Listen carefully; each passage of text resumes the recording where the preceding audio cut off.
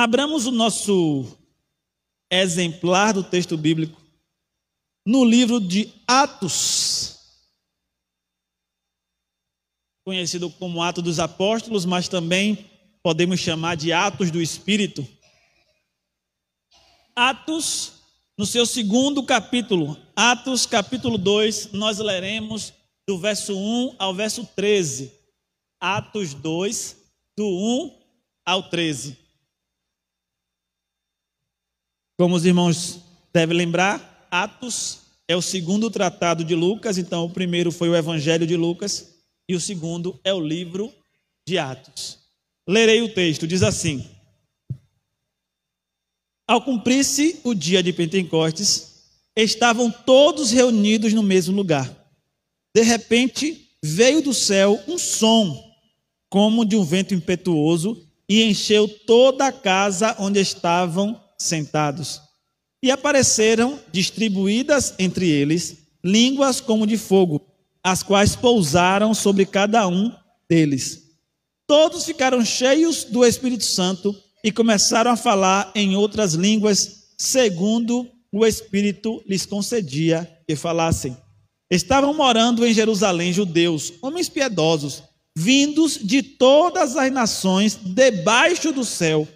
Assim, quando se fez ouvir aquela voz, afluiu a multidão, que foi tomada de perplexidade, porque cada um os ouvia falar na sua própria língua.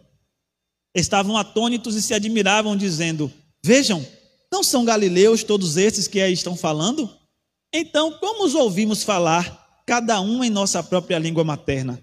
Somos partos, medos, elamitas, os naturais de Mesopotâmia, Judeia, Capadócia, Ponto e Ásia, da Frígia, da Panfilha, do Egito e das regiões da Líbia, nas imediações de Cirene, romanos que aqui residem, tanto judeus como prosélitos, cretenses e árabes. Como ouvimos falar sobre as grandezas de Deus em nossas próprias línguas? Todos atônitos e perplexos perguntavam uns aos outros: O que será isso? O que será que isso quer dizer? Outros, porém, zombando, diziam: Estão bêbados. Senhor, que a Tua palavra fale o nosso coração esta noite.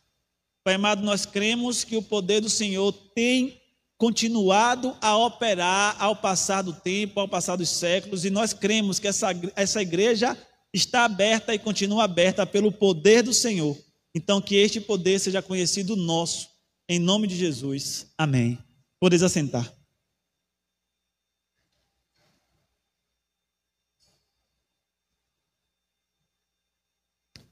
Irmãos, é impossível falar tudo o que esse texto está dizendo em apenas 40 minutos.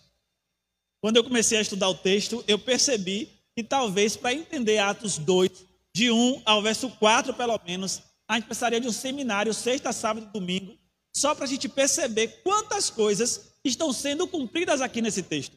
Nesse texto aqui, é o cumprimento das promessas de Deus. Os cumprimentos das promessas de Deus. É por isso que Jesus, lá no capítulo 1 do livro de Atos, fala: ficar em Jerusalém esperando o cumprimento da promessa. Aí nós podemos primeiro pensar, sendo levados logo a pensar, que ele está falando apenas da promessa de Joel. Só que tem várias promessas sendo cumpridas agora aqui em Atos 2. Vocês lembram de uma promessa que Deus fez lá em Jeremias, dizendo: E tirarei um coração de pedra e colocarei um coração de... Essa promessa está sendo cumprida agora. Lá em Ezequiel, glória a Deus, lá em Ezequiel, a gente também vai ver no Vale dos Ossos Secos, os ossos secos mortos. E aí o Senhor pergunta a Ezequiel: Ezequiel, podem esses ossos reviver? Aí Ezequiel fala: Tu sabes, Senhor. Aí então Deus fala para Ezequiel: Vou colocar o meu espírito e eles terão vida. Está se cumprindo essa promessa aqui também. Quando Moisés recebe a visita de Jetro, o sogro dele, e Jetro diz a Moisés: Não é bom que você atenda a todo o povo, levante homens para que atendam as demandas menores. Aí Moisés acha legal a ideia e fala: Pô, é verdade. Então Moisés pede a Deus para que ele reparta do Espírito que está sobre ele e seja repartido entre os líderes. E aí você vai observar que no Antigo Testamento, os líderes vão ter porção do Espírito Santo. Aí alguém chega para Moisés e fala: Moisés, você está observando que essas pessoas estão profetizando? Aí Moisés fala: bom seria que todos pudessem profetizar. Aqui está se cumprindo essa promessa. Irmãos, tem três grandes eventos anunciados na Bíblia. Esses três grandes eventos, eles foram anunciados em festas judaicas. A primeira festa judaica é a festa dos tabernáculos. A segunda festa judaica é a festa da Páscoa. E a terceira festa judaica é a festa da colheitas, mais conhecido como Pentecostes. Na primeira festa judaica, que é a festa dos tabernáculos, as pessoas viviam em tenda para lembrar do tempo que elas estavam no Egito. Quando é que essa festa foi cumprida na igreja? O verbo habitou entre nós. Quando o verbo habitou entre nós, ali se cumpriu a primeira festa, a festa do tabernáculo. Depois, a segunda festa é a festa da libertação. Então, a Páscoa acontece para dizer que o povo de israelita foi liberto do Egito. Então, a Páscoa é a festa da libertação. Quando foi que para a igreja aconteceu a libertação? Na cruz, quando Jesus morre na cruz, ali é a nossa Páscoa, o Cordeiro Pascual. E ficava faltando o terceiro evento. O terceiro evento é a festa da colheita. A festa da colheita, que são 50 dias depois da Páscoa, mais conhecido como a festa do Pentecoste, começa agora. E aí que eu quero que vocês notem. No livro de Atos, capítulo 2, começou a colheita. E aí, eu selecionei só algumas profecias mais conhecidas, mas tem muitas outras profecias que dizem respeito a Deus abençoando o povo com a promessa do Espírito. Mas agora a gente vai começar a perceber, eu quero que vocês estejam comigo nesse mesmo entendimento, que a festa de Pentecostes é a festa da colheita. Então, quando Jesus fala assim, rogue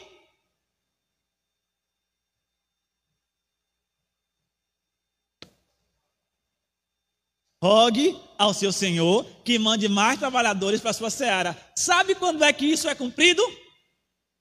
Aqui em Atos 2. E Deus começa a levantar agora os trabalhadores para a sua seara. Se eu e você começarmos a perceber que Atos 2 é o cumprimento da promessa, a gente tem que olhar para esse texto de uma maneira um pouco mais diferente.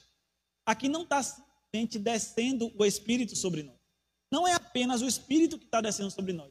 É agora Deus fazendo valer todas as promessas que estavam para ser executadas no tempo dos gentios. É por isso que em Romanos Paulo fala, quando terminar o tempo dos gentios, vai vir novamente o tempo dos judeus. Quando foi que iniciou o tempo dos gentios? Aqui, nesse momento. Ainda, eu estou contextualizando para vocês, porque, como eu disse, tem muita coisa aqui, eu não vou poder falar tudo, mas muitas dessas coisas eu preciso que vocês estejam comigo quando a gente for aplicar. Aí, aqui começa o tempo dos gentios. Só que eu e você já estudamos há 2 semanas ou 4 semanas atrás, não lembro, 4 semanas atrás, não. Em Gênesis 10, quando a gente estava lá estudando sobre Gênesis 10, a gente leu um capítulo só de genealogia. Então, os filhos de Sem, os filhos de Cã, os filhos de Jafé, lá tinham 70 nações. E Moisés, quando escrevia, dizia, essas são as nações ao redor do mundo. Essas 70 nações são chamadas por Moisés de gentios. Só que logo depois de Moisés falar sobre os gentios, sobre as nações dos gentios, tem uma história. E que história é essa? Depois, capítulo 10, capítulo 11, versículo 1. Que história é? Torre de Babel. E a Torre de Babel é o quê? É Deus pegando esses gentios agora e espalhando para todo o mundo. Aqui em Atos 2, novamente, aquela história que ficou em aberto lá em Gênesis 11, Deus vem fechar. E como é que Deus vem fechar essa história aqui? Ele vai dizer, essas nações que antes estavam dispersas, agora elas estão unidas. E o que é que une essas nações? O Espírito Santo. Amém, meus irmãos? A gente vai agora começar a fazer a leitura mais lenta do texto, mas eu quero que vocês percebam que aqui no capítulo 2, o que está sendo feito é cumprimento de promessa. Deus está mostrando mais uma vez, como se precisasse, nós sabemos que não precisa, mas como se precisasse, Ele está provando mais uma vez que Ele é fiel. E Ele é fiel para cumprir a sua palavra. Ao cumprir-se, versículo 1, perdoe. Ao cumprir-se o dia de Pentecostes, estavam todos reunidos no mesmo lugar. Lembrem-se que no capítulo 1, Mateus pregou sobre isso. Tinham 120 pessoas reunidas em um pátio em cima de uma casa. E essas pessoas estavam em oração. Lá em oração, eles fizeram uma reunião e falou assim: olhe, para que a igreja esteja completa, Jesus levantou 12, só tem 11. Vamos levantar mais um? Pronto, resolveu-se isso. Agora que a igreja estava completa, eles foram como igreja para o dia de Pentecostes. Eles se reuniram como igreja no dia de Pentecostes e eles agora estavam ali orando todos no mesmo lugar. Para vocês ficarem comigo, Jesus ressuscitou, ficou com esse povo por 40 dias. Depois, entre o 40º dia e o 50º dia, ficou esse tempo do povo orando. Então, Jesus ressuscitou na Páscoa. Entre a Páscoa e o Pentecostes tem 50 dias. Durante 40 dias depois da ressurreição, Jesus ficou andando ali em Jerusalém, naquelas mediações. E depois dos 40 dias que ele subiu aos céus, faltava 10 dias. Nesses 10 dias o povo estava orando. Então, enquanto eles estavam orando, eles se reuniram esperando a manifestação da promessa. Então, Pentecostes quer dizer 50 dias depois da Páscoa, mas também é a festa da colheita. Então eles estavam agora fazendo o que Jesus mandou eles fazerem. O que foi que Jesus mandou eles fazerem? Rogue ao Senhor da seara para que ele envie trabalhadores. No versículo 2, acontece o cumprimento da promessa. Que glória! De repente veio do céu um som, como um vento impetuoso, e encheu toda a casa onde estavam sentados. Olhe, veio do céu um som, não veio do céu um vento. Quando você lê esse texto, parece, às vezes a gente interpreta que veio um vento, então as janelas começaram a se bater, as cortinas começaram a balançar. Não aconteceu isso. Veio um som, como se fosse um vento. E aí, o que é que acontece? Esse som, primeiramente, eu e você precisamos entender que despertou aqueles 120 que estavam orando, mas também mostrou ali em Jerusalém que alguma coisa estava acontecendo. A gente vai ver daqui a pouco como é que isso se conecta à nossa história, mas aquele som mostrou, olha, tem alguma coisa acontecendo. Aquela oração de mãe de trabalhadores para a sua seara vai começar a ser cumprida agora. Então veio um som e se movimentou ali. E os 120 que estavam ali, no versículo 3, apareceram, distribuído entre eles, línguas como de fogo, aos quais pousaram sobre cada um deles. Essa ideia de línguas, a gente precisa entender que tem muito mais a ver com o que eles viram do que como que eles tiverem. Tem muito mais a ver com o que eles viram do que como se eles tivessem ganhado uma nova língua. A ideia de língua de fogo tem mais a ver com aquela imagem da vela mesmo. Sabe aquela imagem de vela que está aqui em cima, que você acende, mas a vela não toca a parafina, mas fica assim em cima? Ali é chamado de língua de fogo. E qual é a ideia aqui? Tem duas interpretações básicas. A primeira é que aqui se cumpriu aquela promessa de João Batista, que ele te batizará com espírito e fogo. Então, para algumas pessoas, o que está acontecendo aqui é o batismo com fogo daquele pessoal. O que é importante perceber isso? E os 12 já tinham o Espírito. Os 120 não, né? Os 108, que é 120 menos 12, não tinham. Mas os 12 já tinham. Os 11, né? Porque Judas morreu.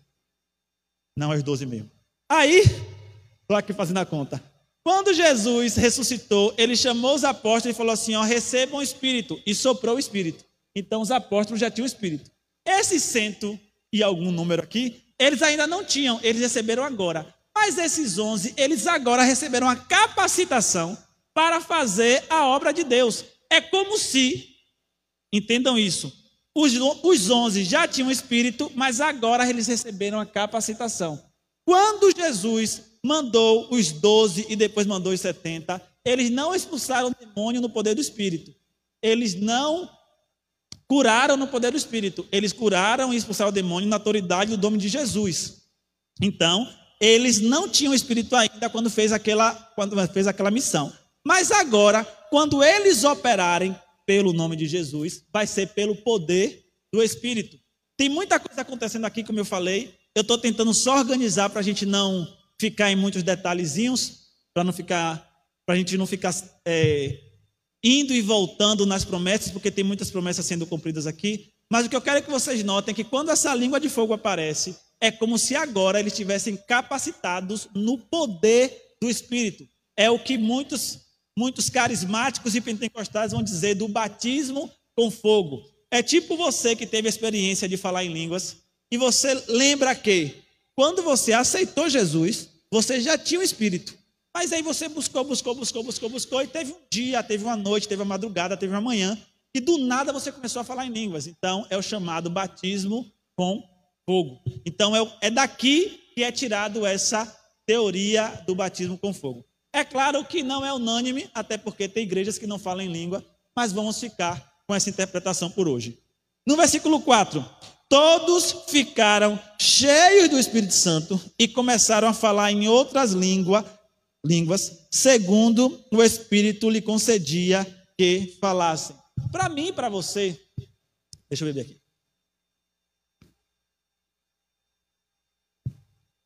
Para mim e para você, falar em língua tem uma conotação. Mas nesse texto aqui, não é esse falar em línguas que você pode estar pensando. Então, a Bíblia vai dizer dois tipos de falas estranhas diferentes. Tem a fala estranha lá em 1 Coríntios 12 e 1 Coríntios 14, onde as pessoas falam e precisa ter um intérprete. Isso. E aqui é outro tipo de língua, que é a língua idiomática, ou seja, aqui o pessoal estava falando inglês, em outras palavras, né? Alemão, italiano. Então eles podiam estar falando assim, ó, eu sei o que significa essa frase. Essa frase tem um sentido específico. Eles podem estar falando assim, ó, God's good. Eu sei o que significa essa frase. Essa frase tem um sentido específico. Page sumum. Eu sei o que significa essa frase. Essa frase tem um sentido específico. Então, essas línguas que eles falaram tinha sentido específico. Era como se ele estivesse falando inglês, espanhol, italiano. Lá em 1 Coríntios é outro tipo de línguas. É outro tipo de línguas. Essa aqui é desse povo. Claudino, por que é importante saber isso? Porque, vamos lá em Gênesis capítulo 11. Volte comigo, por favor. E a gente vai voltar para Atos 2, viu? Gênesis é o primeiro capítulo, o primeiro livro da Bíblia. Então fica fácil de você achar. É só fechar e abrir. Gênesis 11. Versículo 6. Gênesis 11, 6. Diz assim aí no livro Gênesis 11, versículo 6. E o Senhor disse, eis que o povo é um e todos têm a mesma língua. Isto é apenas o começo. Agora não haverá restrição para tudo o que planejou fazer. Venhamos, vamos descer e confundir a língua que eles falam para que um não entenda o que o outro está dizendo. Então, no texto bíblico, o que Deus fez ao confundir a língua daquele povo era para causar desunião. Na Torre de Babel, quando Deus colocou línguas estranhas ali, era para causar desunião. Deus está dizendo, eles estão muito unidos, mas estão unidos para o mal. Vamos causar confusão nesse povo. Aí quando ele vai lá em Atos 2, ele vai fazer pelo contrário. Alguém sabe recitar Salmo 125? Bem-aventurado. Não é bem-aventurado, não é. Hã? Estão com maldição?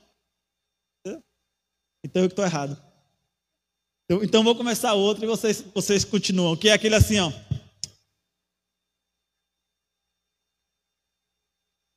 Não é esse não. Eu falei o salmo errado. Então é o Salmo 133. Isso. E o que acontece quando os irmãos estão em união? É como o óleo que serve... Ai, meu Deus. Vocês estão comigo, mas vocês estão entendendo, vocês estão comigo. É o óleo que desce sobre a cabeça, sobre a barba. Então, muito obrigado ali, ó. É como o óleo precioso sobre a cabeça, que desce sobre a barba de Arão, que desce a orla das suas vestes. Agora volta, pega todos esses textos que eu li e vamos voltar para o texto. Quando o Espírito concede que eles falem as mesmas línguas que aquele povo, ele está desfazendo o que ele fez lá na Torre de Babel. Aí agora o povo fala a mesma língua, e já que o povo fala a mesma língua, agora eles podem ter comunhão. E se eles têm comunhão, qual é a promessa da comunhão? O óleo. E quem é o óleo no Antigo Testamento? O Espírito Santo. Irmãos, quando você começa a perceber que da maneira que está escrito aqui, é para você ver que Deus já estava prometendo o Espírito desde lá de baixo, desde lá de antes de Gênesis. Toda a história ele estava prometendo, o Espírito vai vir sobre nós. Você começa a se perguntar como está o seu relacionamento com esse Espírito. Meus irmãos, a plenitude da igreja é o preenchimento do Espírito. Você só pode ser chamado de igreja se você tiver o Espírito.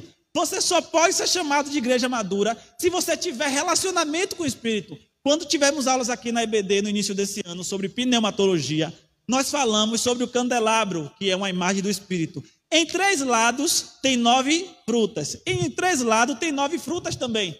Tem 9 dons do Espírito lá em 1 Coríntios 12. E tem 9 gomos do fruto do Espírito lá em Gálatas 5. Ou 6. Nesses 2, o que está dizendo é que você, para ser cheio do Espírito Santo, e para que você frutifique o Espírito Santo, para que você seja cheio de dons e para que você frutifique no Espírito Santo, você precisa ser cheio do Espírito Santo. E qual é a regrinha para você ser cheio do Espírito Santo? Vá orar, meu irmão. Vá orar. Mantenha a comunhão com a tua igreja. Mantenha a comunhão com a tua igreja.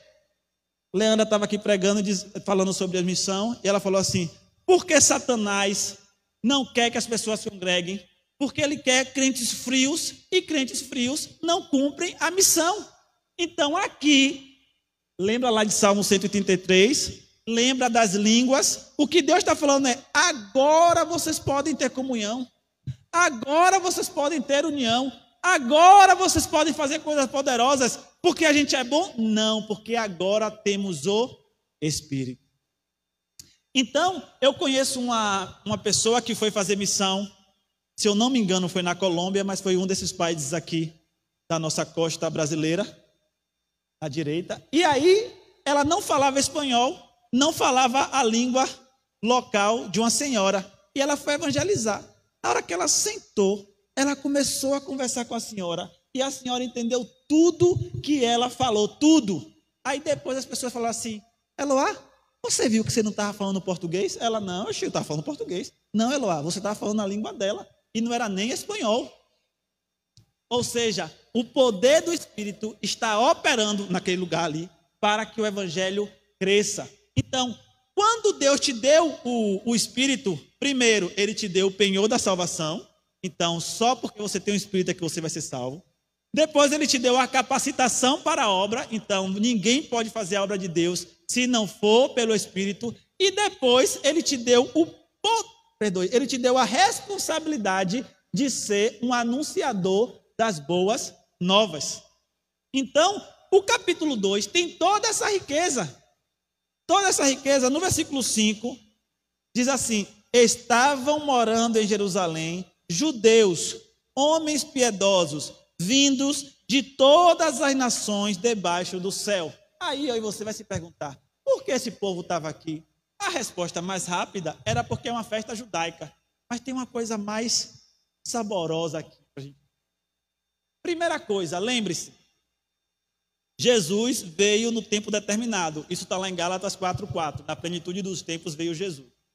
Todos os judeus estavam esperando o Messias no século I. Porque quando eles faziam a contagem de Daniel, eles chegavam no nascimento do Messias entre o 1 ano 1 depois de Cristo e o ano 70 depois de Cristo. Então, o nascimento do Messias era entre o ano 1 e o ano 70 depois de Cristo. Então, nesse período, as Páscoas e os Pentecostes estavam cada vez mais cheios, porque o povo estava falando, rapaz, o Messias está próximo, o Messias está próximo, o Messias está próximo. E aí a Páscoa encheu, disseram de um tal Jesus que estava fazendo um milagre, e isso se espalhou pela redondeza, e o povo estava vindo ver Jesus. Para muitas pessoas que chegaram ali, lembre-se, Jesus está ali em Jerusalém, mas só que ele não fica só em Jerusalém, ele vai aos arredores daquele lugar ali, Galileia, Judeia, Decápolis, Dalmanuta, e essa fama de Jesus se espalha por toda a terra. Então, as pessoas que já sabiam que o Messias ia vir, olha, não estou falando quem está em Jerusalém, estou falando quem está fora. As pessoas que já esperam que o Messias ia vir, agora eles falam, rapaz, eu acho que ele chegou. É por isso que esse Pentecoste é possível que seja o Pentecoste mais cheio de Jerusalém. Porque ele estava no tempo do Messias, estava na efervescência de um suposto Messias, nós sabemos que ele era, mas naquela época de um suposto Messias, então todo mundo agora vai para onde?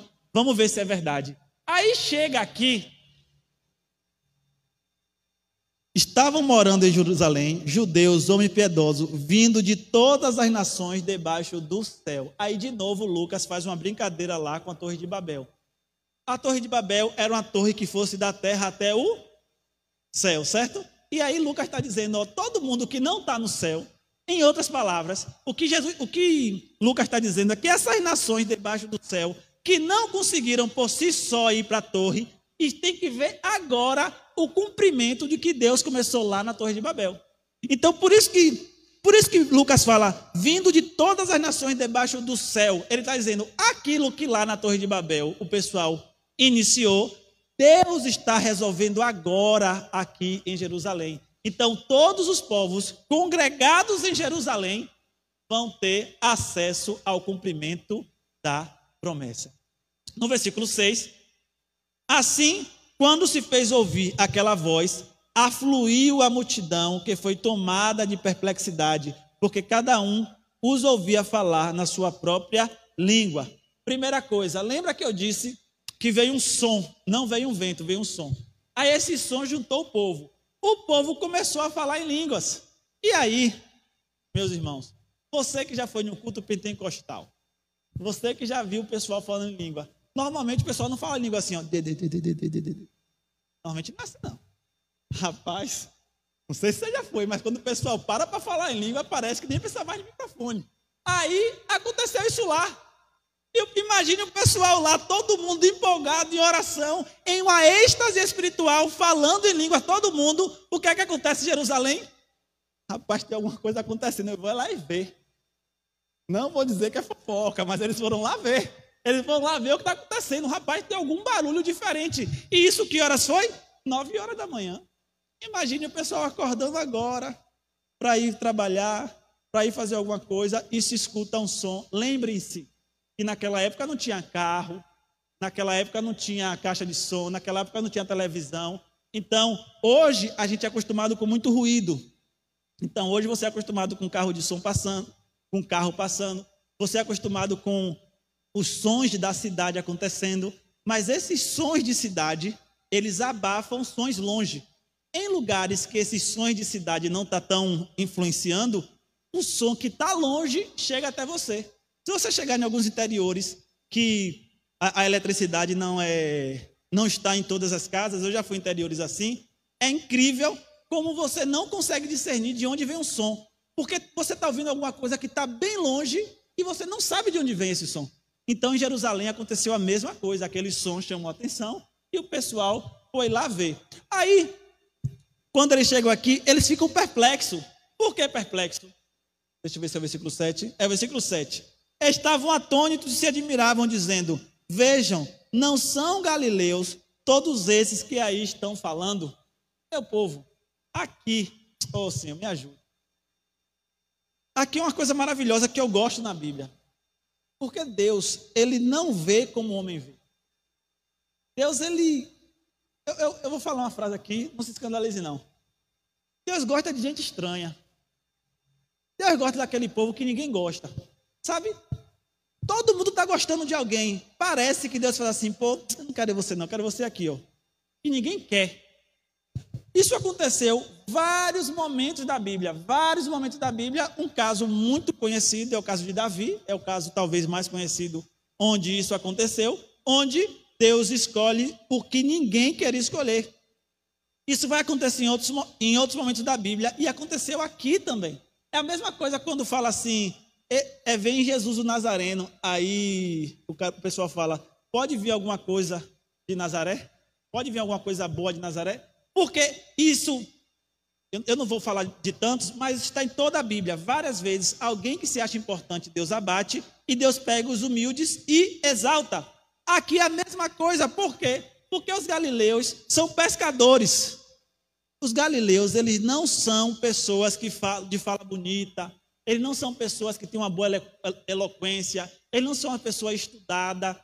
Então você chega para um monte de pescador, não querendo ser preconceituoso aqui, pelo amor de Deus, mas você não espera que ele saiba ler hebraico. Você não espera que ele saiba ler grego. Você não espera que ele saiba a diferença entre exegese e hermenêutica. Não querendo ser preconceituoso, evidentemente. Aí esse povo olha para os galileus e tem essa mesma expectativa. Como é que esse povo está falando italiano? Como é que esse povo está falando inglês? Como é que esse povo está falando espanhol? Aí eles ficam perplexos. E é isso que gera neles o entendimento que vai mudar o livro de Atos.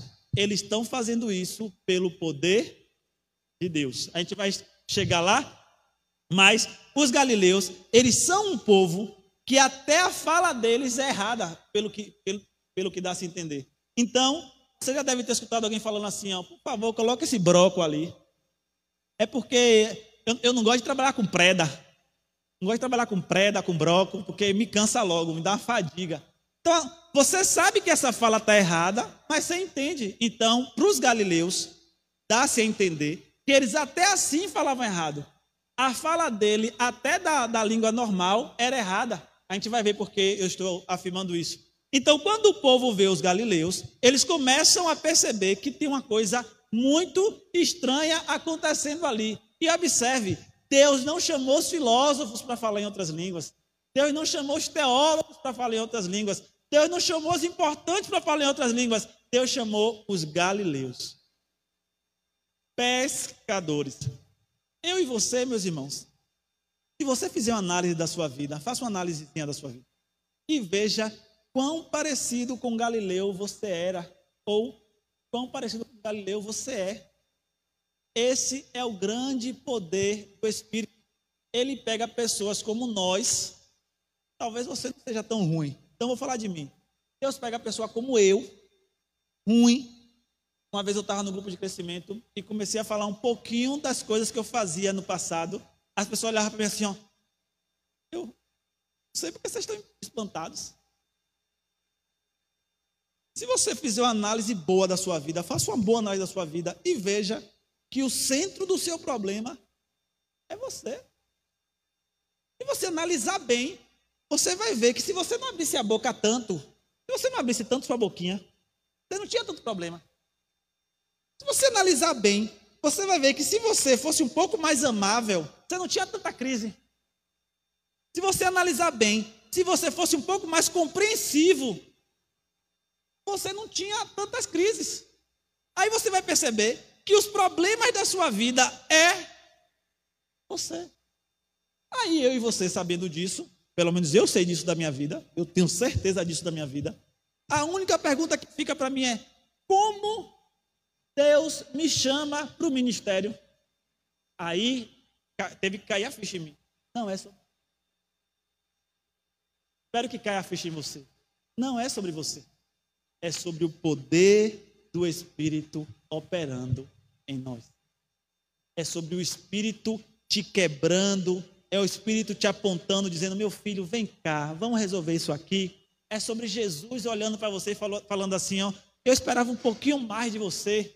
É sobre Deus olhando para o seu interior, vendo todas as suas feridas, vendo todas as suas crecas, vendo tudo que é de ruim em você e falando assim, ó, pô, eu te amo ainda assim. E aí você, quebrado por dentro, porque você sabe que as suas qualidades não ajudam a igreja a crescer, Você quebrado por dentro precisa se perguntar: e o que é que eu preciso fazer? Aí a resposta é: você só precisa ser cheio do Espírito. Estávamos hoje na IBD e a nossa discussão foi: que estratégia é boa para encher a igreja? E aí a gente pode falar de várias estratégias. Vamos colocar luzes, vamos pintar parede, vamos colocar um carro de som. Só que essas estratégias todas são fadadas ao fracasso, porque a estratégia já foi dada. Tenha uma vida de oração.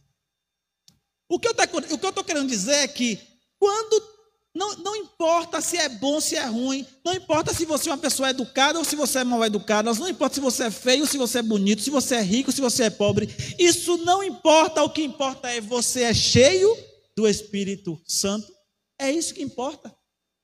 Aí você chega em igrejas riquíssimas e elas só são centro de escândalo, ou seja, dinheiro não importa tanto. Aí você chega em uma igreja cheia de pessoas importantes e as pessoas falam: ali não tem arrependimento, ou seja, status não é tão importante. Aí você chega em uma igreja que o povo não se veste bem, fala mal. Meu Deus, para quem me conhece sabe que quando eu vejo alguém falando errado, chega meu coração dói assim. Aí você chega numa igreja dessa e nessa igreja o traficante está se convertendo. Nessa igreja o homossexual está deixando as suas práticas. Nessa igreja as famílias estão sendo restauradas. Nessa igreja o marido parou de bater na mulher. Aí você fala: rapaz. Aí você vai chegar lá nesse pastor e pergunta se esse pastor sabe ler grego. Sabe ler hebraico? Malmente leu a Bíblia toda. Aí você vai falar assim: Galdino, você está aplaudindo isso? Claro que não, né? Quem me conhece sabe o quanto eu falo para você estudar a Bíblia. Mas não vai ser isso que vai importar. O que vai importar é: esses galileus estão falando nas nossas línguas. E por que esses galileus estão falando nas nossas línguas? Porque eles estão cheios do Espírito Santo. Talvez eu e você não queiramos passar 10 dias orando junto de 119 pessoas. E aí explica por que a gente não tem uma vida cheia do Espírito Santo. Talvez eu e você não gosta como aquela nossa irmã se veste. E aí, porque eu não quero ter contato com ela, eu não vou para a igreja. E aí explica porque não estamos cheios do Espírito Santo. Talvez eu e você não quer lidar com aqueles 12 homens da liderança. Você não sabe o que Pedro falou para mim. Se você soubesse o que Pedro falou para mim, você não me pedia para ir lá orar no cenáculo. Não vai ser cheio do Espírito Santo. Para esses galileus, que eram a escória daquele lugar, fazerem coisas incríveis, e a gente vai ver no livro de Atos quantas coisas incríveis eles vão fazer, eles precisaram se submeter a tudo isso para que pudessem ser cheios do Espírito Santo. No versículo 8 ele fala: então, como os ouvimos falar, cada um em nossa própria língua materna? Somos partos, médios, elamitas, naturais da Mesopotâmia, Panfilha do Egito, regiões da Líbia, imediações de Cirene, romanos que aqui residem, tanto judeus como prosélitos, cretenses e árabes. Como ouvimos falar sobre as grandezas de Deus em nossas próprias línguas? Todos atônitos e perplexos perguntavam uns aos outros: o que será que isso quer dizer? Irmãos, veja essa cena comigo. Lembre-se que aqui está finalizando, além de muitas outras promessas, aqui está finalizando o que Deus fez lá em Gênesis 11, de versículo 1 até o versículo 11, se eu não me engano. Ele está ali contando a história da Torre de Babel, bagunçando a língua. E agora, esse povo todo, que é espalhado pela face da terra, debaixo do céu, estão ouvindo falar a mesma língua. Na mente deles, talvez eles não saibam, não sei se eles, não vou dizer, né, se eles sabiam disso, mas lendo vocês vão perceber que o que Deus fez lá está sendo desfeito aqui. Então, quando eles ponderarem por que essas pessoas estão falando a nossa língua, se ele for um judeu, ele vai falar assim: ó, quando foi que as línguas foram faladas de maneira diferente? Lá na Torre de Babel. E agora nós estamos falando a mesma língua. Então isso aqui é um ato de Deus. Essa era a lógica. Essa era a maneira mais escriturística, mais baseado na palavra para se concluir. Então, se antes as pessoas não falavam em línguas, Se antes elas não falavam as mesmas línguas, agora estão falando as nossas línguas. O que é que está acontecendo? Eu e você, que leu a Bíblia, sabe. Deus está voltando ao início, onde nós podemos falar a mesma língua, a língua no Espírito Santo. Só que esse povo que está perdido, eles vão concluir outra coisa. Mas antes de concluirmos, que a gente já está indo para o final, eu quero que você olhe para o texto e veja que esse povo que está fazendo referência à Torre de Babel não entende o que Deus está desfazendo, o que ele começou na Torre de Babel. E qual é a primeira coisa que ele vai dizer? Versículo 13. Outros, porém, zombando, diziam: estão bêbados. Alguém aí tem alguma versão da King James que fala assim, ó: eles estão cheios de vinho doce.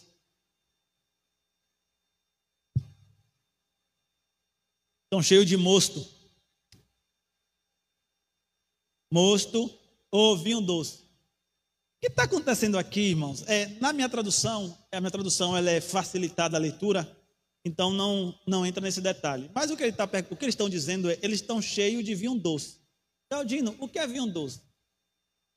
Lembra que Pentecoste é a festa da colheita. Aí o povo sabia que esse momento era o tempo de colher as frutas. Vai ser colhida a uva. Se vai ser colhida a uva, não tem tempo de ter vinho da colheita antiga. Então, no máximo que se tem agora é vinho da colheita nova. Então, na mente desse povo, o que eles estão dizendo é: eles estão cheios do vinho novo. Irmãos, vamos abrir Efésios. Me perdoe, porque esse texto para mim é um texto maravilhoso. Vamos abrir Efésios. Efésios, mas eu vou achar aqui. Efésios capítulo 5, versículo 18. Efésios 5, 18.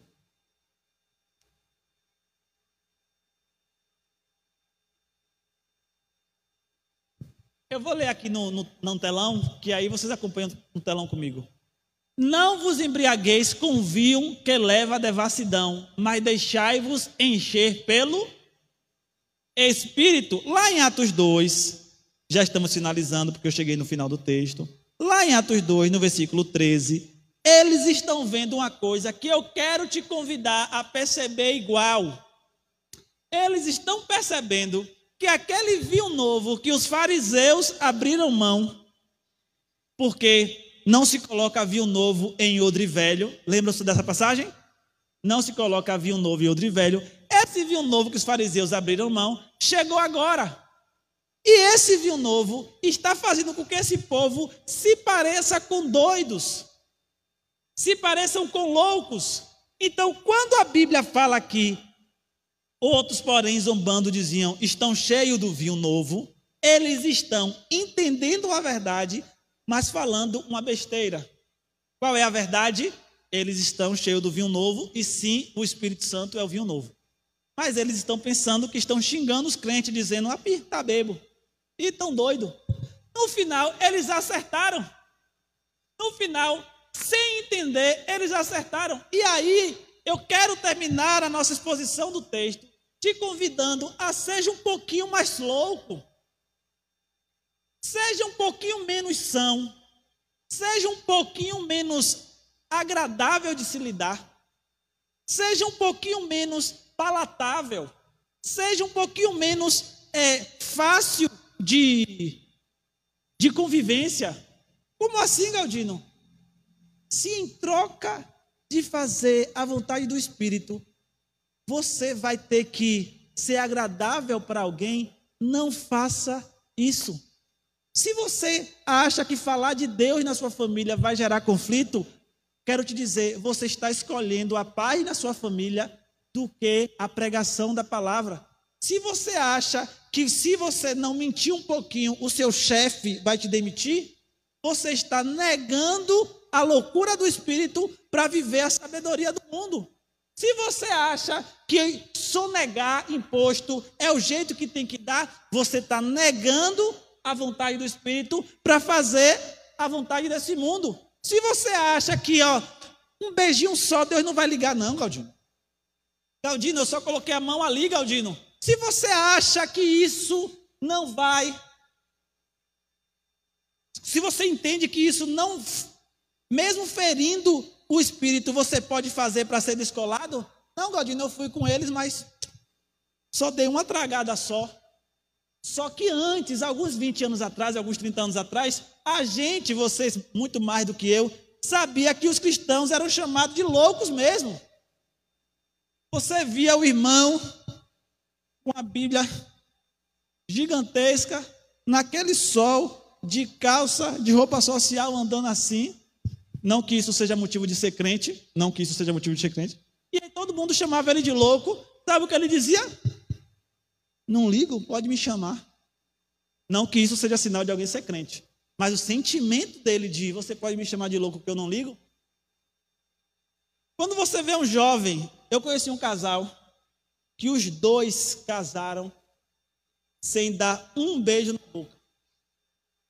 Não foi só a menina não, porque isso normalmente na igreja é a menina. Mas o menino e a menina foram para o altar nas casas lá dos 26 a 32 anos, sem terem dado um beijo na boca. Aí você que é crente fala, perdeu o bom da vida. É porque você acha que o bom da vida é dar beijo na boca. Você que é crente pensou aí no seu coração, rapaz, eu queria experimentar mesmo. Porque você não acha que o vinho novo é melhor. Já que você não acha que o vinho novo é melhor, você fala assim, não, dá um beijinho para você saber como é, jovem. O vinho novo não é melhor para você. Você gosta do padrão do mundo. Aí, eu lembro de uma pessoa que ele colocou no coração de que não ia mentir mais. Ele não ia mentir mais. E aí ele procurou briga com um monte de gente só falando a verdade e ele teve que aprender a se calar. Ele precisou aprender a se calar, mas enquanto ele entendeu que as pessoas queriam que ele mentisse, ele falou, não posso fazer isso. Aí eu e você falam assim, ele não foi sábio. Tá bem, mas muitas vezes a gente troca a sabedoria pela mentira. Muitas vezes aí você, eu só falei isso aqui porque se eu não falasse, entendeu? Ia ficar feio para a gente. Você está amando sua imagem. Então, essa loucura toda do Evangelho, o Evangelho tem muitas loucuras te propondo. Galdino, eu faço porque eu sou jovem, eu vi um dia desse. Galdino, eu não quero ficar velho e parecer um jovem careta. Por quê? Não amo o vinho novo. Não entendeu que o vinho novo é melhor. Irmãos, aqui em Atos 2, capítulo 2, versículo 13, esse povo foi chamado de doido, de bêbados, porque eles estavam cheios do Espírito Santo. Eu não sei se você já foi chamado de doido alguma vez por ser cheio do Espírito Santo. Mas se você não foi, você está perdendo uma experiência incrível. Eu lembro de uma vez que eu estava... Já falei aqui que teve uma época da minha vida que eu era doido na oração. Eu era um doido de oração, eu era um doido mesmo. E aí, teve uma vez que eu estava orando, já tinha passado aí da primeira hora de oração. Minha mãe, que gostava de entornar um pouco o vinho velho, foi lá tentar me tirar da oração. Meu filho, eu quero conversar com você e você fica esse tempo todo. Meu filho... Assim como fala uma louca, fala tu. Ela saiu e eu continuo orando. Depois, minha mãe pensou que eu ia lá pedir perdão. Eu falei assim, olha, da próxima vez, não me atrapalhe, porque eu estou falando com a pessoa mais importante do que você. Quando eu aprendi isso, o que é que eu faço nos meus devocionais? Eu pego meu celular, coloco longe. E aí você pode ligar, pode mandar mensagem, eu não vou atender. Quem já passou por isso sabe, eu não vou atender. Galdino, alguém pode estar morrendo, o meu Deus que está comigo não vai deixar morrer. Só vou atender depois que eu acabar o tempo. Porque se você não se tornar esse louco que esse povo se tornou, as pessoas vão empurrar a sabedoria do mundo em você. E aí você vai ter que fazer com base na sabedoria do mundo. E a sabedoria do mundo, ela é animal e diabólica, diz o livro de Tiago. Irmãos, eu quero convidar vocês essa noite a perceber que tem uma maneira certa de ser cheio do Espírito. Primeiro o texto fala que eles estavam esperando que isso acontecesse. Depois eles falam que eles estavam orando reunidos. Quando o Espírito veio, eles fizeram coisas loucas. Nesse caso aqui, foi falar em línguas. No seu caso, pode ser de madrugada para evangelizar. No seu caso, pode ser acordar 3 horas da manhã para orar por alguém. No seu caso, pode ser ajudar um mendigo na rua. No seu caso, pode dizer não à vida pecaminosa. No seu caso, você tem muitas coisas hoje para que você possa ser chamado de louco. Mas não faça para ser chamado de louco. Faça como resultado do preenchimento do Espírito. E se você não se sente preenchido do Espírito, eu te oriento a entrar em uma vida de oração.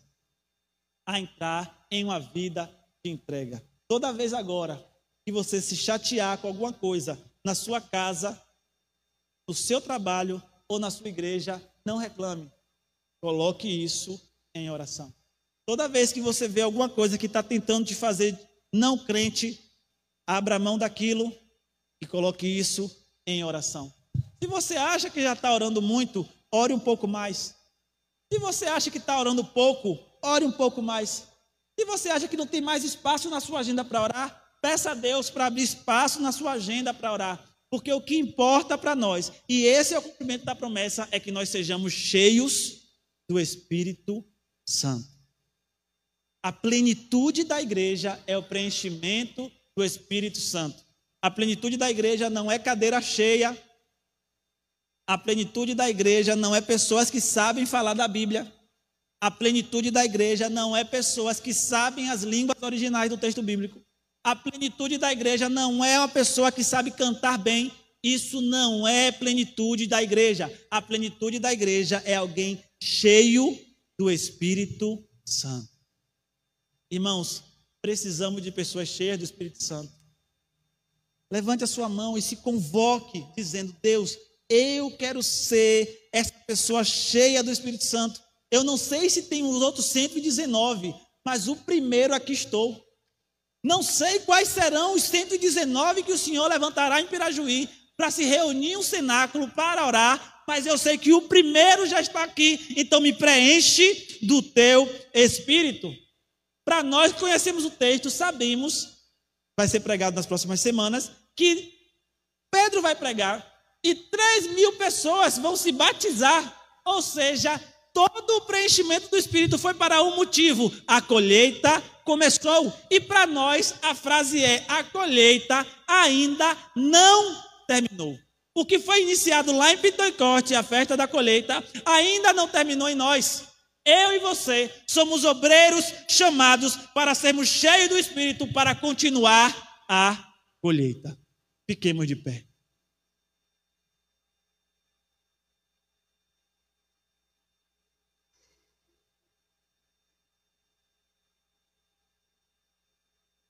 Nós temos alguns tipos de pregações, e pregações muito teológicas assim, às vezes é um pouco difícil de você ficar muito conectado, mas eu te convido a perceber que a Bíblia toda está falando de um assunto só, que é a revelação de Jesus, e essa revelação de Jesus foi acontecendo progressivamente. Você que está aqui, de alguma maneira Jesus já se revelou para você. Você que está aqui, de alguma maneira você já entendeu que Jesus foi revelado em você. Só que não deixe parar em você. De você, vá para outra pessoa. De você, faça com que a colheita continue. Mas não faça nas suas qualidades, não faça nos seus esforços, não faça na sua mentalidade. Se você acha que você é bom em alguma coisa, deixa isso lá. Se você trouxer o que você é bom para a igreja, você vai atrapalhar, porque você se acha. Então deixa lá. Pega tudo que você acha bom, deixa em casa e traz o que você acha que não é bom para aqui para a igreja. Aí quando chegar aqui, você ora e fala: Deus, me usa. Me usa sendo cheio do Espírito. Se Deus quiser, Ele vai falar: vai lá e pega o que você é bom, que eu vou usar aquilo. Mas não traga lá, senão se você vai achar que é porque você é bom que Deus vai usar. Não faça isso não. Vem para cá como um galileu, como alguém que não fala nem direito a sua própria língua. Como alguém que as pessoas vão olhar e vai falar assim: você? Deus vai usar você, vem assim. Aí quando chegar aqui, ora, e aí Deus vai te encher do Espírito. E quando Deus te encher do Espírito, aceite as loucuras que o Espírito vai te convidar a fazer. e assim nós teremos uma igreja firme e forte no Espírito Santo de Deus. Senhor, obrigado, Pai. Obrigado porque a colheita que iniciou lá na festa de Pentecostes, naquele primeiro século, ela ainda não terminou. E o pedido, meu Pai, que os apóstolos estavam fazendo de manda mais trabalhadores para a sua seara, nós continuamos fazendo. Manda mais trabalhadores para a sua seara. Pai amado, hoje oramos pelo país da China e lá precisa de trabalhadores.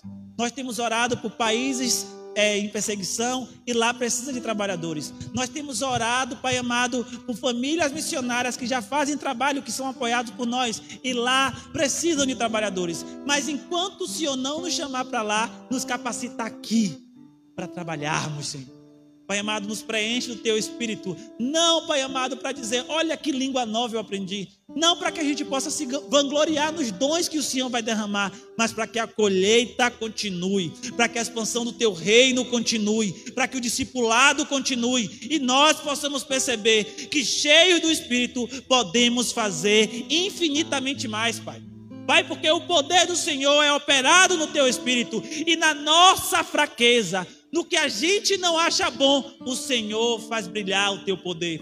Faz brilhar o Teu poder nessa igreja. Pai amado, faz que essa igreja seja um exemplo de igreja cheia do Teu Espírito. Que as pessoas neste lugar abram as suas mãos, abram as suas mentes, abram os seus corações para receber o cumprimento da promessa que é o Teu Espírito habitando em nós. Pai, se tem alguém aqui que não tem uma vida de oração, o ajuda, Senhor. Com muita misericórdia, o chama para uma vida de oração. Se tem alguém aqui que não é apaixonado pelo estudo da Tua palavra, Pai amado, tem misericórdia desta alma, Senhor, mas o chama, Senhor, porque a igreja já viveu 2000 anos e sabe muito bem que para ser cheio do Teu Espírito tem que ser profundo na Tua palavra e ter uma vida de oração. Eu te oro para que essa igreja tenha como marca uma vida de oração e a igreja tenha como marca uma profundidade na Tua palavra e o Senhor possa descer mais uma vez como o Senhor veio no dia de Pentecostes, em nome de Jesus. Amém.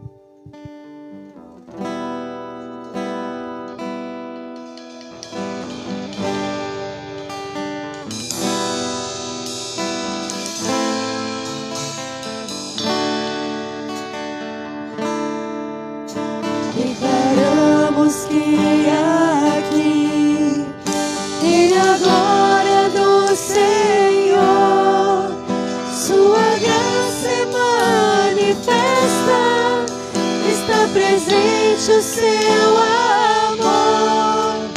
Corações se quebrarão, almas vão se derramar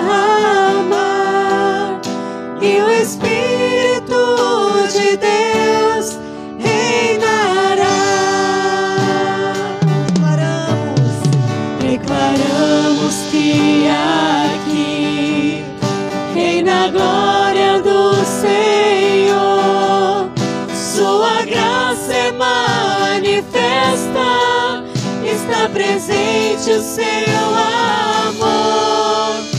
Corações se quebrarão, almas vão se derramar e o Espírito de Deus reinará. Profetizamos salvação,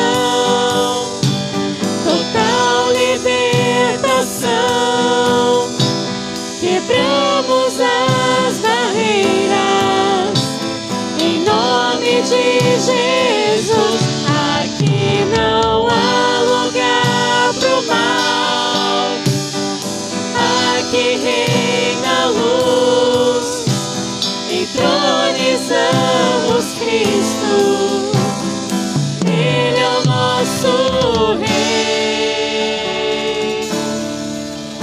Nos rendemos aos Teus pés, pois sabemos que Tu és poderoso para transformar o mundo. Nada pode impedir Teu Espírito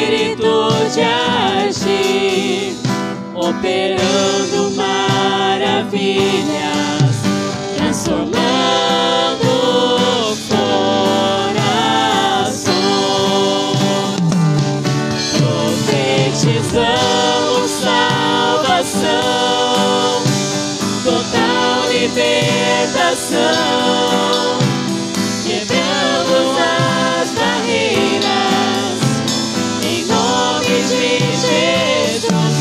Aqui não há lugar pro mal, aqui reina a luz, entronizamos Cristo, Ele é o nosso Rei. Nos rendemos aos teus pés, pois sabemos que tu és poderoso para transformar o mundo. Nada pode impedir